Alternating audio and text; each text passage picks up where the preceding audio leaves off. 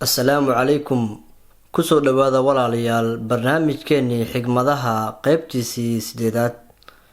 Inta aynan bilaabin barnaamijka aan ku wada salino nabigeena calayhi salaatu wassalaam. Allahumma salli calaa sayyidina wa nabiyyina Muhammad wa calaa aalihi wa sahbihi ajmaciin. Xigmadda ugu horeyso waxaa la yiri 3 arrin ha ku dhumin oo ha ku dayicin waqtigaada. Arrinka koowaad waxaa weeye shalay aad ka shalaynaysid wixii kaa tagay oo ku dhaafay. Ha ka shalaynin oo waqtigaada shalaygaas ha ku dhumin, maxaa yeelay wixii tagay sooma laabanayaan oo waxaa la yiraahdaa wax tagay tiigsimaad ma leh. sidaa darteed waqtigaada ha ku dhumin wax kaa tagay inaad ka qoomameyso ama aad ka shalayso. Arrinta labaad waxaa weeye xiriirinta iyo isbarbardhigidda naftaada iyo nafaha kale aad sameynaysid. taana jooji oo waqtigaada ha ku dhumin. Isbarbardhigidda aad adiga iyo dad kale isku sameynaysid taa jooji, maxaa yeelay wax faa'iido ah ma lahan.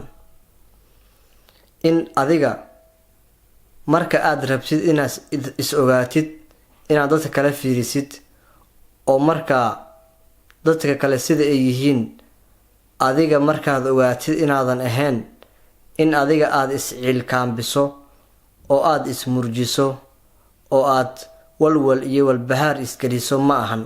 maxaa yeelay Ilaahay dadkaane gooni ayuu u abuuray, adigane gooni ayuu kuu abuuray, oo qof kasta keligii asaga oo ah ayaa la abuuray. asaga oo keligii ah ayuuna Ilaahay la kulmahayaa. marka dadka kale ha iskaga qiyaas qaadan ee adiga naftaada waxyaabaha ay ku liidato intaad fiirisid isxisaabi oo markaa waxyaabaha iska sax. oo haddii wax aqoon ay ku dheer yihiin aqoontaa inaad ku dadaasho oo aad barato isku day, balse ha ismurjin oo murugo meel ha la fadhiisan adiga oo naftaada iyo nafaha kale isbarbardhigid ku sameynayo. Arrinta saddexaad oo waqtiga aan lagu dhuminayn waxaa weeye inaad isku daydo raaligelinta iyo qancinta dadka dhammaantood. maxaa yeelay arrintaa arrin ahaaneyso oo dhaceysa ma ahan, waa arrin mustaxiil ah oo dadka dhammaantood ma raali geli kartid, mana kaa raali noqonayaan oo sida aad rabtidna kuuma yeelayaan. sidaa darteed wax aan suurto galeyn waqtigaada ha ku dayicin. Xigmadda labaad waxaa la yiri haddii aad heli weyso wixii aad rabtay ha dhihin alla nasiib xumiyaa, alla ayaan daraniyaa, ee waxaa dhahdaa Ilaahay ayaa ila rabo wax ka wanaagsan waxa. oo sida Ilaahay rajihiisa ula imaa weeye oo Ilaahay rajay oo wax fiican ka rajay. balse intaad meel fadhiisato ha dhihin dhibaato ayaa igu dhacday, qof nasiib iyo ayaan daran ayaan ahay, qof xun ayaan ahay ha dhihin. waxa aad heli weysay waxaa laga yaabaa in aanan khayr ku ahayn. Xigmadda saddexaad waxaa la yiri shimbiruhu waxay cunaan quraanjada ama quraanshada, balse shimbiraha markii ay dhintaan quraanshada ayaa cunto shimbiraha. oo xigmaddan waxa ay tilmaamaysaa in duruufuhu isbedeli karaan oo xaaladda isbedeli karto, oo qofkii dhibka ku jiray dheef oo heli karo, kii dheefta haystane dhib oo ku dhici karo.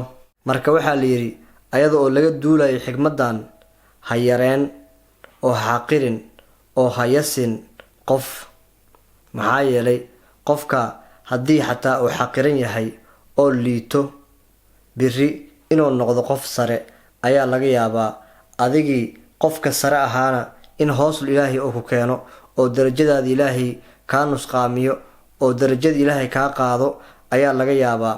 ha ku xisaabtamin xaaladda markaa taagan ee inay wax isbedeli karaan ku xisaabtan oo sidaa uga feejignaaw qofka aad dulminaysid oo aad xaqiraysid oo aad cagta ka hoos marinaysid.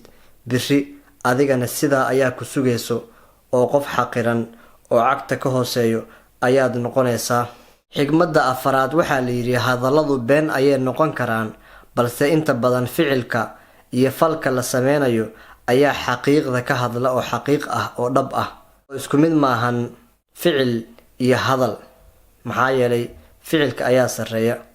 marka qofka waxa uu ku hadlahayo ha aaminin inta badan, oo inay run yihiin ha u aaminin, maxaa yeelay hadalku been ayuu noqon karaa ee ficilkiisa fiiri.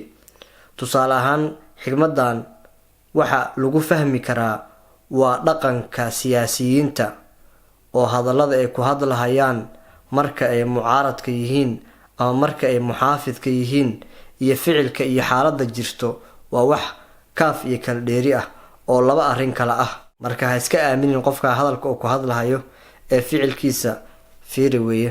xigmadda shanaad waxaa laga soo guuriyey sheekhii caanka ahaa ee diinta islaamka uu khidmeynteeda iyo faafinteeda ku caanbaxay iyo difaaciddeeda ee la oran jiray asheekh axmed diidaat.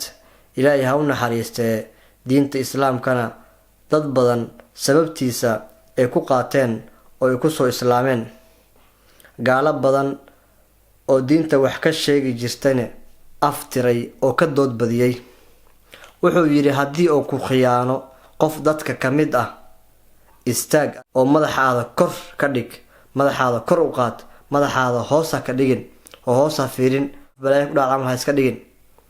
maxaa yeelay adiga ayaa liibaanay oo waxaad ku guulaysatay oo aad qaadatay oo aad fartoomtay ballantii ilaahay ee ahayd ha iskhiyaanina oo khiyaanada iska ilaaliya ballantii ahayd ayaad ka soo baxday. qofka ay qasab ku tahay inuu hoos fiiriyo waa midka wax khiyaanay ee adiga maahan inaad hoos fiirisid oo aad madaxa sidaa hoos ugu raaricisid ee madaxaada kor u qaad ayuu yidhi.